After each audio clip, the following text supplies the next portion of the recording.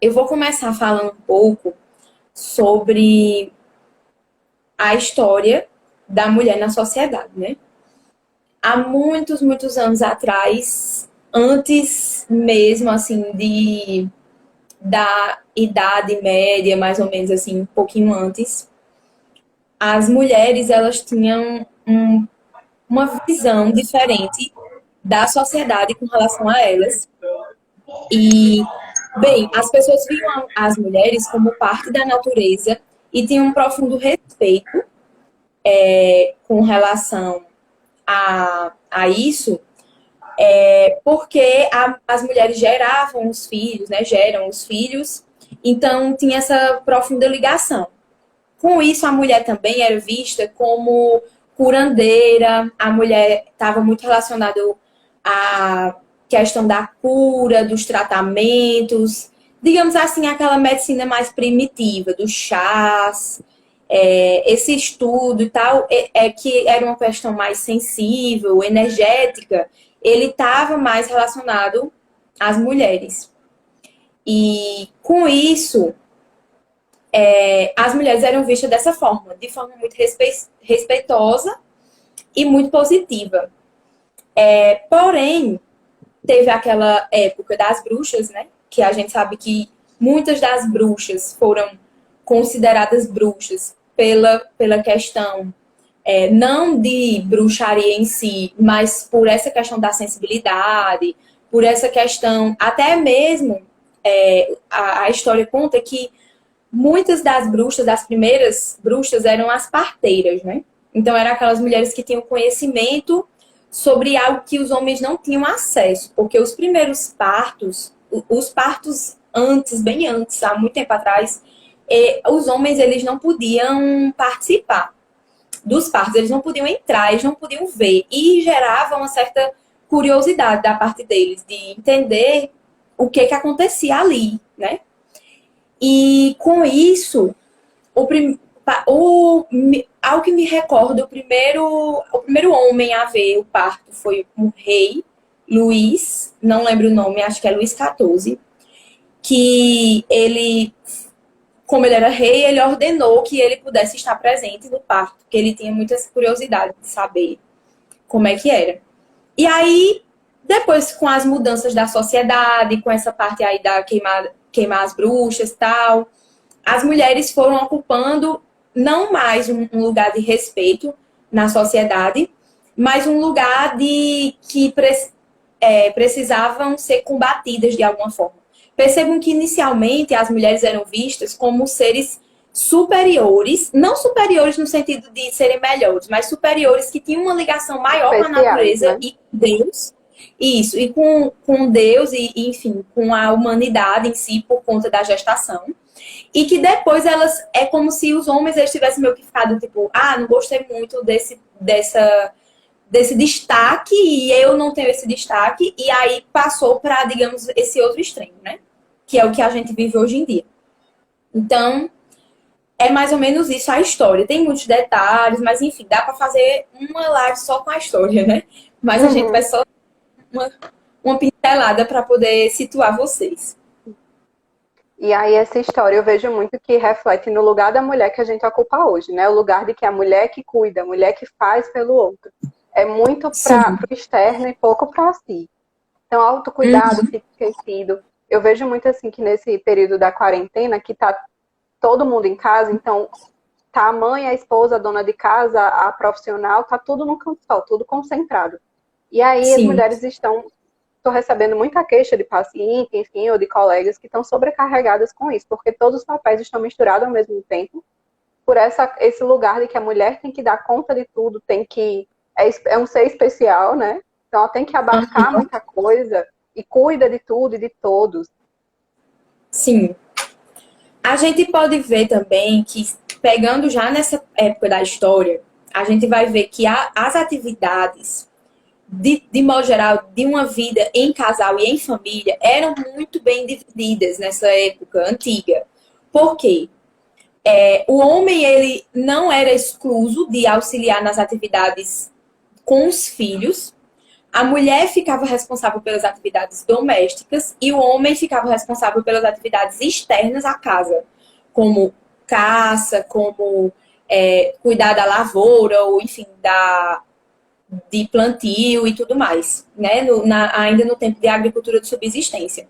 Então, com o passar da igualdade, né, de atividades, no caso, laborais, que aí é onde a gente traz essa questão do trabalho invisível, porque a mulher, ela quis estar também no trabalho externo, né, no trabalho remunerado, pelo fato de não ser reconhecido o seu trabalho também em casa. Claro que existem a própria vontade da mulher de querer estudar, de querer seguir seu propósito, mas também tem o fato de que aquele trabalho doméstico, mesmo sendo um trabalho que era o trabalho da mulher e o homem tem o trabalho dele, aquele trabalho não era reconhecido, porque aquele trabalho não gerava dinheiro. Então, a gente precisa entender que essa situação aqui que a gente vive hoje, do capitalismo, enfim, do mercado, consumismo, também favorece a essa desigualdade. Porque a mulher, assim como a sociedade passou a valorizar o dinheiro, a mulher também queria ter o dinheiro para poder ser valorizada também, né? Então vem mais para aquela época do ter do que ser, né? Como muita gente fala. Então, isso também está ligado. E isso que Luciana está falando com relação ao autocuidado é muito importante, porque até a gente estava conversando antes também, e você tinha falado sobre a questão de que hoje muitas mulheres utilizam esse termo de autocuidado, né, para fazer algo que, na verdade, elas estão querendo se encaixar novamente nesse padrão social, né? Diferente dessa ideia de realmente cuidar de dentro para fora, mas sim cuidar de uma forma mais vaidosa, de querer se encaixar no padrão, né? Eu separo muito assim, o que é um autocuidado genuíno, do que é um cuidado para se encaixar em, por exemplo, em padrões de corpos, de coisas do tipo. Autocuidado genuíno é quando aquilo de fato nos faz bem. Por exemplo, eu posso sim ter uma dieta, seguir uma alimentação saudável, mas porque aquilo me faz bem, faz sentido para mim, não para me encaixar em um corpo X que eu tenho que ter para chegar, né? O que eu tenho que me chegar naquele patamar. Porque a tendência é a gente falhar. Aí a autocrítica vai lá para cima. E assim, a gente vai desencadeando muitos sintomas ansiogênicos também por causa disso. Uma coisa que eu vejo muito nisso da mulher também é que no meio disso tudo aí surge aquele mito de que nasce um bebê, nasce uma mãe. E as mulheres se veem muito nessa cobrança da maternidade de dar conta do filho, que não é assim, não é dar conta de qualquer jeito, é um dar conta muito, tem que estar ali abarcando o tempo todo, como se não tivesse, é uma atenção muito grande para ela e uma atenção muito grande para o filho. E a frustração ela não pode ter diante da educação que ela está passando, enfim, do cuidado, e muito menos essa criança, né? Então é uma atenção assim, generalizada. Uma coisa que é interessante sobre isso é que esse trabalho, eu vejo muita gente falando sobre agora nessa época da quarentena, que, por exemplo, muitos homens, né, dizendo, não, porque agora tá vendo como é que é o trabalho da mulher. Tá em casa, as crianças também estão em casa, inevitavelmente as atividades vão ter que ser pelo menos um pouco melhor divididas, porque a mulher não vai ter condição de dar conta de fazer tudo. E aí é que se compreende realmente qual a importância da mulher dentro desse trabalho, né? E não só importante, porque na verdade o que a gente quer não é ser importante, não. A gente quer ser especial, não. A verdade é essa.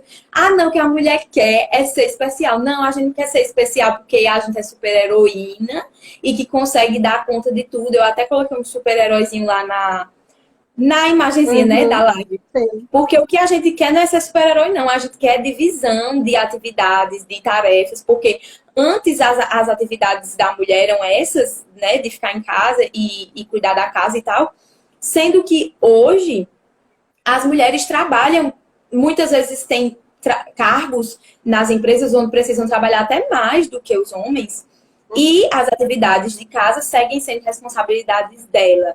Então, assim, é uma jornada de trabalho tripla que resulta, muitas vezes, se a gente for fazer uma pesquisa mesmo, de uma pesquisa científica, se você for olhar os artigos e ver questão, por exemplo, de exercício físico, os homens, eles fazem mais exercício físico do que as mulheres e que essa pesquisa chegou à conclusão de que isso acontece porque as mulheres não têm tempo, porque elas precisam trabalhar 8 horas de trabalho, às vezes ganham até menos do que os homens, infelizmente. E depois disso, elas ainda têm a responsabilidade do trabalho com a casa, né? E aí fica praticamente impossível de fazer exercício físico, que impossibilita uma vida mais saudável. E, além disso, faz com que as mulheres, às vezes, acabem adquirindo corpos que são contra também o padrão da sociedade. Ou seja, está tudo contribuindo para que aquela pessoa, aquela mulher, não se enquadre numa felicidade, digamos assim, plena, né? Onde ela possa ter saúde, possa enquadrar ali naquele... Não que a pessoa vá precisar disso para ser feliz, mas para ela poder estar tranquila, ter uma vida saudável. Tanto mentalmente quanto fisicamente, né? Uma coisa que eu acho interessante também da construção da mulher é que isso faz a gente tomar comportamentos, às vezes, que não são legais para a gente. Por exemplo, a dificuldade de receber. Às vezes está tão enraizado isso, de fazer, que a gente não se permite receber. Às vezes vai ter até alguém que vai fazer, de fato, vai ajudar a chegar junto. Mas não é do jeito que a gente queria, não é do jeito que a gente gostaria, e a gente já não quer, já não aceita. Então, isso diz muito desse lugar de quebrar, eu diria muito, quebrar essa crença e a ideia de que mulher tem que dar conta de como se fosse um polvo que vai ali com várias mãos, abarcando tudo. Né? A gente tem que, sim, se botar nesse lugar de receber. Exatamente. E uma coisa bem interessante também que a gente tinha conversado é sobre essa questão de delegar funções e querer que aquela pessoa, isso pode ser filho, ou pode ser marido, ou enfim, querer que aquela pessoa realize a atividade da forma como você queria, no tempo que você queria, ou seja, você quer um você dois, né? Você não quer uma pessoa fazendo, você quer você duplicado fazendo. Então, assim, a gente tem que ter muito cuidado com isso, porque isso tanto dificulta para a pessoa aderir a esse processo de divisão de tarefas, como também dificulta para você gostar do trabalho que está sendo feito. Quem nunca viu, né? Eu, pelo menos, já vi. Ou, às vezes, até eu mesmo. Tipo assim, pedir para alguém fazer uma coisa e o povo tem aquele ditado: quem quer faz, quem não quer manda. Né? Então, assim, não, então eu prefiro nem mandar, eu vou logo fazer. E aí, isso, mais uma vez, reafirma aquela questão da mulher ser a super-heroína, de que não, já que ele ou aquela criança não faz do jeito que eu quero, então eu prefiro nem mandar, eu vou logo fazer. Né? Então, assim, não é algo que é positivo para você mesma, porque muitas vezes esse cansaço mental, emocional e físico que a mulher sente é uma coisa que reflete na família diretamente. E aí, às vezes, isso até pode dificultar o relacionamento, por exemplo, o casamento. Pode dificultar que aquela criança que poderia auxiliar nas atividades domésticas aprenda a fazer, porque se ela não treinar, ela nunca vai aprender. E lá na frente, quando ela precisar, ela não vai ter a independência necessária para isso. Vai ter que aprender de uma forma mais difícil. É muito um ciclo, né? A gente toma tudo para si, quer que seja feito do jeito que a gente gostaria, ao mesmo tempo também fica muito cansado. Nem isso, às vezes, tem percepção de que se eu quero alguém igual a mim, essa pessoa vai estar tão cansada quanto eu, porque eu já estou cansada. Exatamente. E aí dificulta o cansaço, a desmotivação, às vezes até mesmo influencia no sono, vai afetando principalmente os casais, né? Vai afetando muito essa relação, porque não tem mais energia para a relação, porque tudo é muito importante. Eu penso muito assim da gente pensar como se fosse numa escadinha do que de fato, dentro do meu dia, principalmente na quarentena, que está tudo muito misturado, o que de fato eu preciso fazer hoje. Com certeza não é tudo. Com certeza ninguém vai morrer se a casa ficar 2 dias sem varrer. Se por acaso hoje seu filho não puder comer um arroz, feijão e carne bonitinho, mas só puder arroz com ovo, sabe? É só uma vez ou outra que vai acontecer, porque é você. Quando a gente tem que dar conta de tudo, alguém fica esquecido. E esse alguém geralmente é a pessoa. E você Né? mesmo, né? Exatamente. É. Coisa sobre essa questão da gente ir se libertando de padrões é a gente entender a partir dessa questão das crenças que eu venho falando lá no meu Instagram, que por exemplo, essa questão de que tem que comer arroz e feijão todo dia, isso é uma crença, por exemplo. Porque aqui no Brasil as pessoas comem arroz e feijão, mas lá na China ninguém come arroz e feijão e tá todo mundo vivo. Ninguém morreu por causa disso. Então, assim, nos Estados Unidos, então, as pessoas costumam muito comer sanduíche, hambúrguer, enfim. Não que essa seja uma alimentação saudável, mas é a realidade. Então, assim, por que na sua casa você não pode, ao invés de fazer você pode fazer uma salada com uma crepioca? Isso é uma comida nutricionalmente boa, que também vai encher, que também vai alimentar. Então, não existe essa necessidade real de realmente fazer aquilo. Né? Pronto, Priscila comentou aqui, na Austrália também não. Todo mundo almoça sanduíche. E assim, não é um problema. Claro que a gente valoriza muito, né, nosso arroz e feijão, mas não precisa, se um dia você não conseguiu, você se culpar enquanto mãe. Ai, meu Deus, porque hoje não teve arroz e feijão aqui. Porque E, bom, hoje não escoveu os dentes do menino, porque... E aí vai para muitas coisas. Eu tenho acompanhado também alguns Instagrams que falam muito sobre essa questão da culpa e da maternidade. Tem um que eu gosto muito, que é de Lua Barros. Ela é famosa e tal, falando sobre maternidade na internet, quem quiser olhar, ela é maravilhosa. E aí ela postou até, acho que foi ontem, sobre isso, falando dessa questão que muitas vezes a própria mãe é que é algoz. Ela mesmo é que se culpa, que acha que teria que ser uma mãe perfeita. E aí ela diz que as mães podem achar que as crianças vão levantar notas, né, de 0 a 10 para ver quem é que é perfeito. E aí ela disse que a boa notícia é que eles não vão fazer isso, mas que você mesmo às vezes se culpa e se dá uma nota ruim, né? Brenda, teu áudio tá ruim. Cortou. Tu tá ouvindo agora? Pronto, voltou. Tem até o conceito de Freud que fala assim, da mãe suficientemente boa, né? Do que é que eu preciso fazer para o meu filho. Às vezes excesso de cuidado sufoca. Às vezes é preciso fazer um pouco para que ele consiga desenvolver essa autonomia. Lidar com frustração é muito necessário. Eu sempre falo muito assim, que uma criança é como uma plantinha que a gente vai regando. O que é que a gente está botando nessa água, né? Então é necessário que sinta frustração, que sinta raiva, que sinta felicidade também, porque isso faz parte da vida. A gente está treinando essa pessoa para a vida. E a vida ela não é só esse mar de rosas. Sim. E aí a gente pode também ir trabalhando os nossos próprios sentimentos, né? Através disso, de ir aceitando, de não ter sempre o controle de tudo, de ir ensinando o que é raiva, de ir nomeando os sentimentos. Mas assim, eu coloquei até aqui um exemplo. O homem cuidando dos filhos ou da casa, como ele é visto, né? Falando do trabalho invisível. Uma coisa que eu acho muito interessante é que se alguém, independente de ser mulher ou homem, chegar em casa e ver o homem fazendo um trabalho doméstico, ele é ressaltado por isso. Ele é agradecido por isso. E ele é notado por isso. Tipo, eita, fulano tá fazendo tal, tá fazendo as coisas e tudo mais. E a mulher, muitas vezes, faz tudo e não é reconhecida.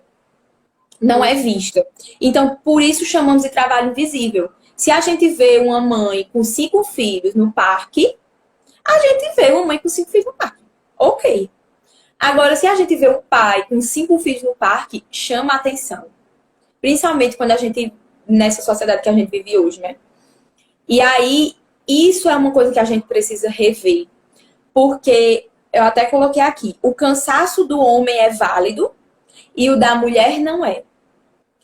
Então, uma coisa que a gente precisa muito enxergar é que a divisão das atividades, ela também vai ser benéfica para os filhos, para o desenvolvimento emocional desses filhos. Porque eles vão poder enxergar que, na verdade, eles podem contar com o pai e com a mãe. Porque eu, já falando numa questão de experiência profissional mesmo com crianças, muitas vezes nessas famílias onde a mãe fazia tudo, ela era tipo o ponto seguro da casa. Quando a criança sentia algo, ela não queria o pai, ela só queria a mãe. Então, assim, é uma situação onde a gente... Isso é muito, muito, muito comum. Exatamente. A gente precisa igualar isso não só por questão de divisões e etc., por questão de cansaço e tal, mas também para que a criança cresça sabendo que Falhas Que tanto técnicas. o pai quanto a mãe são pessoas que podem, que aquela criança pode contar, né? Que são pessoas fortes, que são pessoas, como é que eu posso dizer? Colaborativas, né? Participativas do processo de educação. Hoje eu estava até falando, estava no atendimento, né? E uma paciente falou assim: para mim, minha felicidade é eu estar bem profissionalmente, mas minha família não entende isso. Minha mãe até falou assim: de que adianta você estar bem profissionalmente se você não tem uma pessoa com você? Então, para o homem, é esperado que o sucesso de vida é a vida profissional, mas para a mulher, o que as pessoas entendem que é sucesso para ela é estar casada, numa família, ter uma família, enfim. E ter E às vezes filhos, né? até e ter filhos, construir uma família. E ela trazendo muito isso, né? De como é que eu vou lidar com isso? De eu não Isso. posso. Será que um homem vai me querer, mesmo sendo muito bem, estando bem profissionalmente? Exatamente. Mas aí, assim, é aí que entra o trabalho da autoestima, né? Porque Uhum, quando a gente vai desenvolvendo isso, a gente vai vendo que algumas crenças a gente vai ter que se desvencilhar. E muitas vezes essas crenças, a maioria delas, são adquiridas na família. E a gente não só precisa se descrençar, precisa parar de uhum. acreditar nisso, como a gente também precisa aceitar e compreender nossos pais. Esse é um processo bem longo, porque a partir do momento que você vai vendo que aquelas crenças vieram dos seus pais, às vezes as pessoas geram certa raiva e tudo mais. E esse processo não é positivo. Então, assim, não, eu compreendo que os meus pais, eles tiveram uma outra vida, numa outra sociedade, numa outra configuração. Ou até mesmo essa configuração, mas eles não quiseram mudar. Tudo bem. Mas eu, né, decido seguir o meu caminho. Isso não quer dizer que eu sou contra meus pais, que eu não gosto dos meus pais, enfim. Eu só quero seguir um caminho diferente.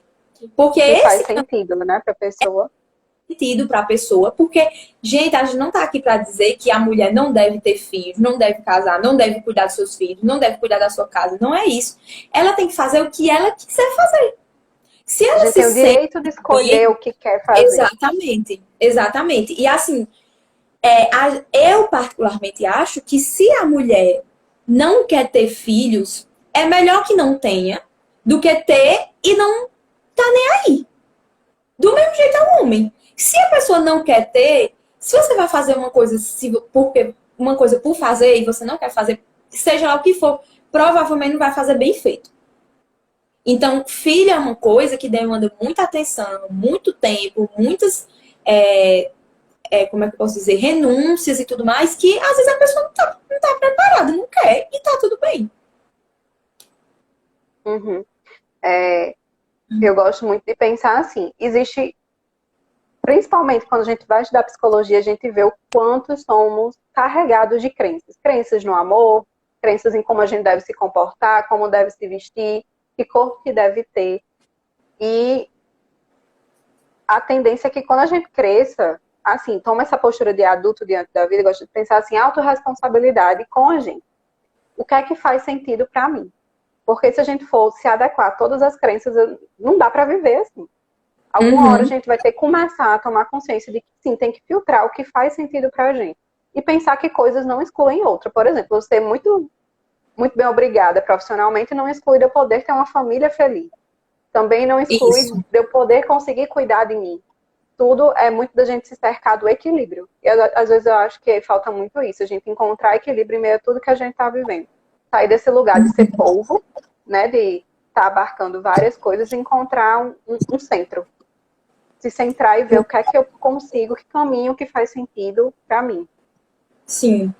Uma coisa muito interessante que eu vi esses dias é assim: se todo mundo gosta de você, então você não tá fazendo tudo certo. Aí eu achei Uhum. engraçado, porque eu comecei a refletir, realmente, assim, não tem como agradar todo mundo, gente, não tem. Não dá. Assim, se Jesus não agradou todo mundo, a gente não vai agradar, entendeu? E a gente, enquanto mulher, tem muito essa crença de que a gente tem que ser boazinha, que a gente tem que dizer sempre sim, que a gente não pode ficar com raiva, que a gente não pode se estressar, não pode explodir jamais. Gritar, nunca, isso é uma coisa feia, não é pra mulher, não pode falar palavrão. Então, assim, é muita coisa, assim, que às vezes a pessoa fica muito sufocado e a quantidade de transtornos que a gente tem hoje em dia. A própria histeria mesmo, do tempo de Freud e tal, que era uma doença restrita às mulheres na época. Então, assim, aquilo ali nasceu de uma sociedade que não estava equilibrada. E esse processo que a gente está falando aqui é um processo de equilíbrio da sociedade. Não é tipo assim, não, a mulher é superior, o homem tem que se ajoelhar. Não, a gente está falando do processo de equilibrar, de ficar bom para todo mundo poder crescer junto, né? Imagina uma família onde o filho pode contar com os dois, onde os dois acordam tudo que vão fazer para aquela criança, onde um não desmente o outro na frente da criança, tudo é conversado, acordado, todas as atividades de casa são divididas, inclusive com as crianças. Isso é uma sociedade equilibrada, um mundo perfeito. E a gente pode alcançar pelo menos parte dessa perfeição. A gente pode ir trabalhando, a gente é capaz de realizar isso, né? Uhum. Sempre, eu acho que isso perpassa de encontrar esse equilíbrio, eu acho que perpassa por algumas questões. Primeiro, isso que a gente falou de se permitir receber. Acho que vamos começar a fazer uma lista, vamos construir juntos uma lista de quais caminhos a gente poderia seguir. Eu acho que primeiro é a gente tomar consciência das crenças que nos cercam, enquanto isso molda os nossos comportamentos. O jeito que a gente pensa, o jeito como a gente se veste. Eu lembro muito assim, de que às vezes eu fico com essa sensação, eu não vou de short não, porque, sei lá, vão ficar olhando, ou coisa do tipo, o que é que vão pensar de mim? Então, Exatamente. até a roupa que a gente veste, a gente tem que pensar, sabe? Então, como é que que crenças são essas que eu tenho? Se foi crenças que eu adquiri culturalmente falando assim do externo, foi da minha família, faz sentido para mim essas crenças? Sim. O outro é o que é ser mulher para mim. Eu vejo muito isso, que para mim é ser mulher. E enquanto experiência profissional, eu vejo que a gente vem lapidando isso com o tempo, né? Justamente nesse processo de tomando consciência das crenças para ir construindo elas. Desconstruindo, na verdade. Então, o que mais? O que é que você acha mais? De outros caminhos possíveis. Eu vejo que essa questão das crenças também tem muita relação, por exemplo, quando a mulher casa, aí já são outras crenças que são inseridas.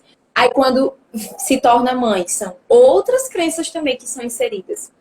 Eu vejo nos meus estudos que essas crenças, às vezes, elas são adquiridas não só da convivência disso aqui que a gente vive, mas às vezes até da ancestralidade, né? Quando a gente pega assim, constelação familiar, coisas que as nossas avós, bisavós, mulheres da nossa família sofreram e que podem eventualmente voltar para a nossa vida, porque está dentro da nossa genealogia, né? Dentro da nossa árvore. E uma coisa que a gente pode ir desconstruindo isso é entendendo assim, o que eu gosto em mim? Qual é o meu estilo? Uma coisa que eu muito me pergunto, assim, qual é o meu estilo? Será que eu visto um short com flores porque tá na moda? Porque todas as mulheres têm esse short? Ou será que eu visto esse short porque eu gosto, porque eu me sinto bem, porque é confortável, porque, enfim. Então, um caminho muito interessante para a gente pensar que tipo de crenças a gente quer realmente prolongar para a nossa vida, né? Continuar aquela crença que, não, essa crença aqui tá me fazendo bem, é a gente começar a pensar o nosso estilo. Tipo assim, será que isso aqui é meu estilo? Falar determinadas coisas é uma coisa que eu me sinto bem fazendo isso? Ou será que eu faço isso porque me foi exigido? Porque é uma forma de eu mostrar para as pessoas quem eu sou ou o que eu quero ser? Porque as pessoas precisam me ver. Então, eu estou buscando validação. Esse é o segundo ponto. Eu estou buscando validação social, né? Eu busco validação dos homens, das mulheres da sociedade, ou será que eu busco minha própria validação? Porque o problema não é seguir padrões, não é usar roupas da moda. O problema não é esse. O problema é quando se faz isso única e exclusivamente para seguir um padrão.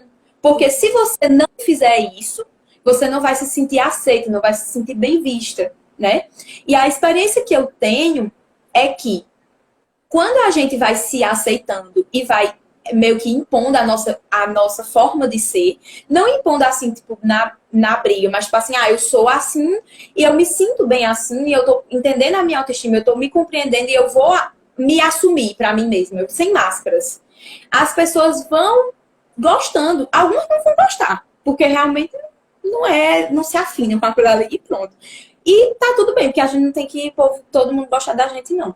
Mas assim, as pessoas que realmente amam a gente, elas vão gostar. Elas vão entender que a gente está se transformando, que a gente está mudando, que a gente está mais feliz. Porque o brilho no olhar de uma pessoa que está feliz e o brilho no olhar de uma pessoa que está triste é diferente. Você percebe quando alguém está seguindo o seu próprio propósito, né? O seu instinto. Outra coisa que eu acho bem importante é a gente tomar consciência do que a gente faz no nosso dia, porque às vezes está tão no automático que Isso. a gente só vai fazendo, engatando uma coisa na outra, uma coisa na outra. E aí esse trabalho invisível, ele fica invisível não só para as pessoas de fora, mas para a gente também. Aí no fim do dia só tá aquela coisa assim, tô cansada, nem fiz tanta coisa assim, às vezes a pessoa, eu nem fiz tanta coisa.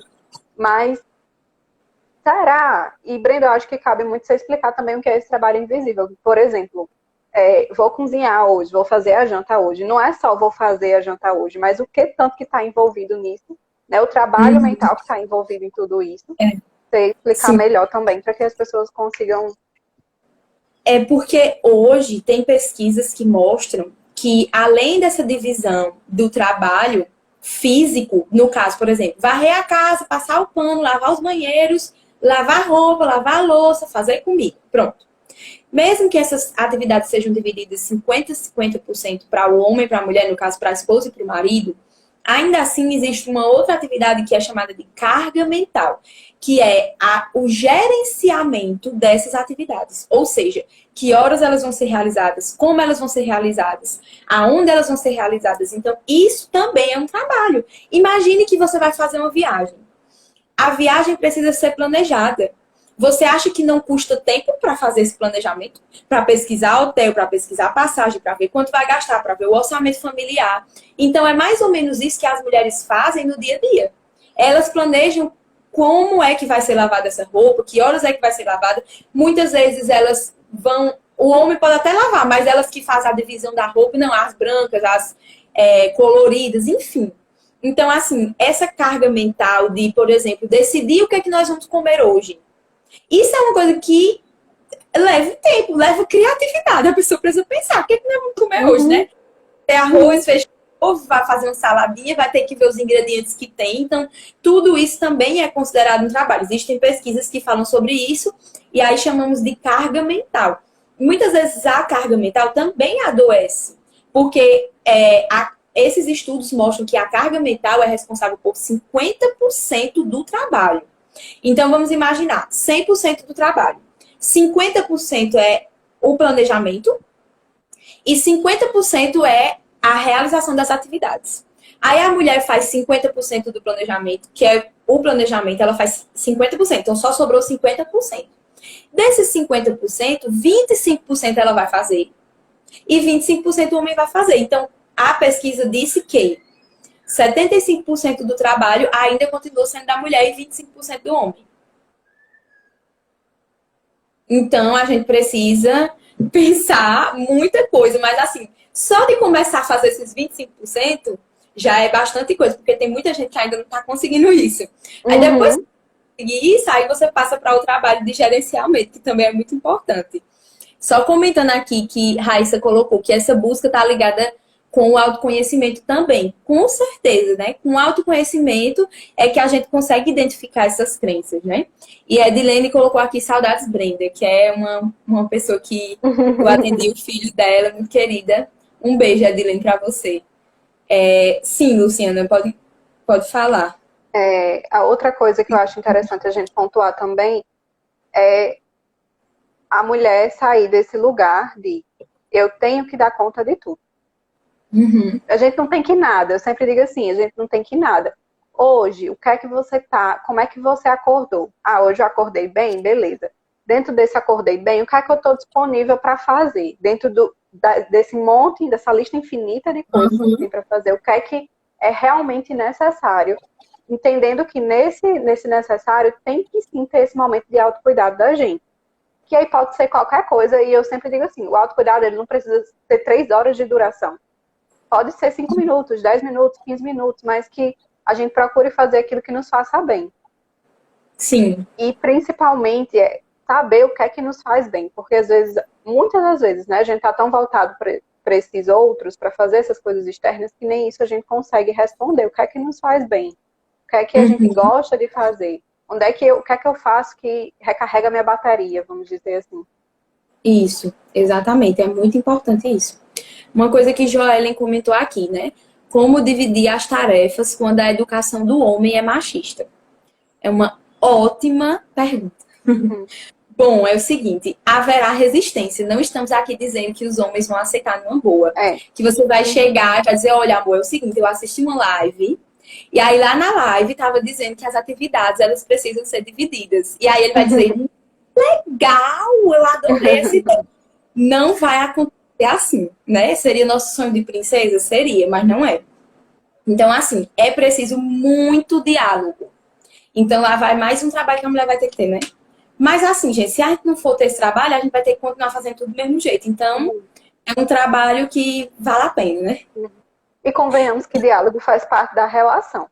E aí eu acho que existem jeitos de a gente comunicar isso, né? Por exemplo, eu não vou chegar pro meu marido e dizer, olha, eu tô fazendo coisa demais, viu? Vem aqui, eu tenho uma lista para você de coisas, você que lute para fazer. Não vai ser bem assim. Às vezes a gente começar se validando, dizendo, olha, eu tô percebendo que eu tô me sentindo muito sobrecarregada, não tô conseguindo, às vezes, nem ter energia para nossa relação, para se doar aqui pro nós, né? E aí eu tô precisando que a gente vá começando a distribuir um pouquinho as tarefas. Entendendo também que esse é um momento de adaptação para todos. Sim. Reforçando aquilo que a gente falou lá no início também, que a pessoa vai fazer, mas vai fazer do jeito dela. Então não vai ser do seu jeito. Né? Vai fazer no tempo dela. Então esse é um momento muito de ajuste para os dois, mas que é sim necessário, porque senão a gente não vai sair nunca desse movimento de sobrecarga. E a gente pode ir delegando as coisas aos poucos, mas esse era um outro ponto que eu ia falar. Delegue. Né? Porque sempre a mulher tem muito isso. Aliás, as pessoas nas relações, né, interpessoais têm muito isso. Do que o outro vai adivinhar o que eu tô sentindo. Sei lá, tô aqui de cara feia, tô emburrada, então ele vai ver que eu não tô legal e ele vai vir perguntar. Gente, não, comunica, sabe? Sim. Comunica a ação. Então é ação, é a gente tomar postura de dizer como está se sentindo, validando como tá. Sem estar também na postura de agredir, apontar para o outro, olha, você nunca faz nada. Você nunca faz nada, não. Ó, eu tô sobrecarregada, tô precisando um pouquinho da sua ajuda. Com que parte que você consegue chegar nesse momento? E aí vai construindo isso aos poucos. Uma coisa também que é legal é você ir colocando coisas que antes você já fazia, nem esperava. E aí, isso aqui você pode fazer. Vai começando aos poucos. Você pode, eu cozinhei, você pode lavar a louça. Aí a pessoa, não, beleza, vou lavar. Aí no outro dia, você pode de novo. A gente não pode ter, tipo assim, preguiça, porque tem gente que diz assim, acho um saco mandar. Eu também acho, mas fazer o quê? Aí repete, sei o quê. Aí daqui a pouco você diz assim, a partir de hoje, toda a louça que tiver, você que vai lavar, já que eu cozinho. Combinado? Aí a pessoa já tá ali, meio acostumada a fazer, aí fica mais fácil de aceitar. Aí, não, beleza, tá certo. Aí, nos primeiros dias, a pessoa pode, algum dia, dizer, não, hoje eu tô cansada, lá vai você. Eu também tô muito cansada, não tem problema. Se você não quiser lavar hoje, a gente espera pra amanhã. Eu não tenho problema nenhum em esperar. Deixa a louça aqui, a gente deixa tudo organizado, bonitinho. Amanhã você lava, que lindo. Então, assim, a gente ter essa paciência também de entender o tempo de cada pessoa. Né? Porque não adianta querer que, não, mas sim, se eu for botar para ele lavar a louça, não pode dormir um prato sujo todo dia, porque eu não consigo dormir desse jeito. Então, vamos ter que flexibilizar algumas coisas também, né? Os relacionamentos, eles nos convidam a isso, a flexibilizar mesmo. Eu gosto muito de pensar assim, a casa é como se fosse uma empresa. Tem os setores, né? De limpeza, o financeiro, os filhos, enfim. Quais são os setores que tem na sua casa? Em que um é bom e o outro não é? Por exemplo, eu sou boa em criatividade. Então, eu consigo pensar em comidas bem diferentes para fazer. E aí, meu marido, ele é bom em executar. Então, ele que faz mais essa parte. E assim, a gente vai equilibrando as coisas. Uhum. E aí, cada um do seu jeito no que for bom, pensando muito nesses setores. Eu acho que isso é bem, bem legal de se fazer, porque cada um vai fazer aquilo que faz, que se encaixa mais, que é melhor, que se sinta mais confortável em fazer. Isso, exatamente. Com relação a isso, eu acho que a gente precisa destacar algumas coisas, essas mudanças de comportamento. Primeiro é a gente mudar nosso comportamento. Segundo é a gente ter paciência com o comportamento do outro. Como é que vai ser, como é que ele vai aderir a isso. E terceiro é a gente ter persistência. A gente não pode desistir. Tipo assim, não, pedi 3 dias, aí ele fez 2 dias, no outro dia não fez, aí eu já fui lá e fiz. Uhum. Não, então, tá bom, se um dia você quis fazer, também não tem problema, né? Não quer dizer que, não, essa atividade aqui é dele e eu nunca posso fazer. Também não é assim. Assim como as suas atividades também, em algum momento, podem ser realizadas por ele. Num dia que você tá cansada, tá doente, não pode, saiu de casa, enfim. Mas a gente ter bem claro na nossa mente que a gente precisa persistir. Porque relacionamento pode evoluir. Assim como a gente evolui, assim como a gente muda, o relacionamento a dois, ele também pode mudar. E o melhor é isso, né? É quando a gente consegue fazer com que o relacionamento evolua junto com a gente. Porque muitas vezes acontece de um evolui, o outro não, aí o relacionamento fica ali estagnado e às vezes acontece o divórcio, muitas vezes por essa incompatibilidade, porque naquele tempo vocês eram compatíveis, mas aí agora um mudou tanto que o outro já nem se reconhece mais, né? Uhum. E, na verdade, essa é a graça da relação, sabe? Eu vejo muito assim, que também as mulheres têm muito isso, de meu marido não é mais tão romântico como era antigamente, né, no início do namoro. Gente, não vai ser, porque no início do namoro é a paixão. A paixão, ela é intensidade, ela é muito em cima de expectativas. E aí a gente passa por aquele momento que a gente chama de desilusão, que é quando a gente vê aquelas coisas que a gente não queria ver no outro. E a gente decide se quer ou não estar com aquela pessoa. E se a gente decide estar com ela, a gente vai sim passar por esses momentos de ir encontrando como encaixar essas engrenagens um do outro para que consiga ir dando certo. Às vezes um pouquinho vai estar mais atrás, outro vai estar um pouquinho mais na frente, mas assim a gente vai... E essas diferenças é que fazem o relacionamento, digamos assim, é o romantismo do amor maduro, vamos dizer assim, depois que a gente passou dessa fase da paixão. É como porque diz quando a gente vai... uma amiga minha falou assim, que para ela o romance não era chegar com flores, era quando ele dizia assim, ele chegava assim com uma fruta que ela gosta. Amor, vi essa fruta aqui, você gosta muito, eu trouxe para você. Não, amor, você que lava a roupa, mas aí eu vi que você tava cansada, eu fui lá e lavei. Minha gente, não tem nada mais romântico do que isso para uma mulher. Não acho que é diferente disso, porque é a realidade da vida de casado. São os pequenos gestos, né? Que sai daquele lugar de intensidade, que era tudo demais, para pequenas coisas que a gente vai fazendo, até porque a vida na paixão é um virado para o outro. E aí, quando a gente chega nesse amor maduro, a gente sabe que tem outras coisas para viver. Então, no relacionamento, ele não é só a prioridade, ele faz parte da minha vida. Então, como qualquer coisa, a gente vai nutrindo de pouquinho em pouquinho. Precisa desse movimento. E voltando para os detalhes, né? Porque às vezes a gente tá tão preocupado com coisas enormes. Imagina assim, numa cena, para quem tem filho, você tá lá correndo dentro da sua casa, seu filho chorando, gritando, aí seu marido tá trabalhando, você tá em casa, em outro momento, né? Sem ser na quarentena. E aí, ali, um monte de coisa para fazer, a comida no fogo, tudo sujo e tal. Aí seu marido chega e antes mesmo de falar com você, já vai organizando as coisas, acalmando a criança, fala ali com ela, não, meu amor, vem aqui, não sei o quê.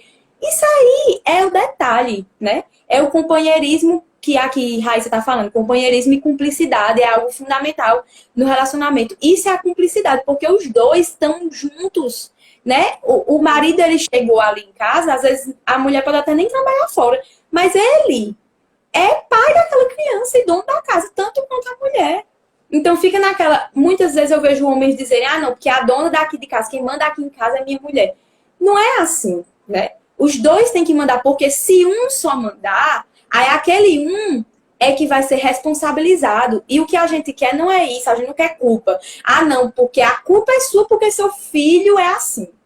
Entendeu? Uhum. Então, a gente quer não é isso, a responsabilidade é dos dois. Os dois são pais, os dois são donos da casa, os dois mandam.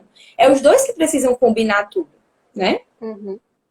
E o que é muito comum no relacionamento, eu vou até postar um vídeo sobre isso, que é esse desequilíbrio da reciprocidade. Às vezes tem aquelas pessoas que estão doando demais, fazendo demais pelo outro. E às vezes muitas vezes é a mulher, né? Que se bota nesse lugar de mãe, que tem que estar dando conta, às vezes no lugar de mãe mesmo do marido, ocupa esse lugar. É como se ele fosse um filho. Uhum. E aí tem que estar dando conta, proporcionando tudo de maravilhoso, a balança da reciprocidade está desequilibrada. Esse outro lado, ele está sufocado, então ele não está precisando fazer nenhum esforço para a relação dar certo. Exatamente. E aí a gente precisa equilibrar. Gente, isso está muito enraizado na educação que os homens recebem, em sua grande maioria, na sociedade que a gente vive hoje. Porque os homens são educados em casa, onde eles não podem tirar o prato da mesa, eles não podem lavar uma louça, eles não podem fazer as coisas, não podem lavar um banheiro, não podem varrer a casa. Então, assim, ele é o filho. Ele não é educado para ser independente, para ser um dono da casa futuramente, para organizar as coisas. Ele é educado para ser apenas filho. E aí a mulher, não, é educada para fazer tudo, né? Para ser a dona da casa. E aí, quando os dois se juntam, vai repetir os mesmos padrões da infância, onde a mulher foi educada para ser dona da casa, ela vai arrumar tudo. E o marido o filho, né? Foi educado para ser filho, para ficar recebendo tudo e vai continuar nesse papel. Exatamente. Então, acho que isso também é uma coisa importante para a gente pontuar. Já tá quase completando uma hora, né? Então, vamos fazer um fechamento do que a gente acha que pode fazer para lidar um pouquinho com essa sobrecarga e esse trabalho invisível, né? A gente pontuou a questão das crenças, de tomar consciência dessas crenças e filtrar o que faz sentido para a gente. Sim. A questão do autocuidado. Sim, o autocuidado e o autoconhecimento. Compreender o tempo do outro, ou seja, paciência e persistência nessas mudanças. Tanto para você também, porque às vezes é difícil para a gente mudar e a gente ter paciência com a gente mesmo e com as outras pessoas. E entender que a atividade da vida, ela é feita, a atividade doméstica, a atividade familiar, é feita pela família, porque são as pessoas que vivem ali. Então, é responsabilidade de todos manter a harmonia naquele lar. Sim.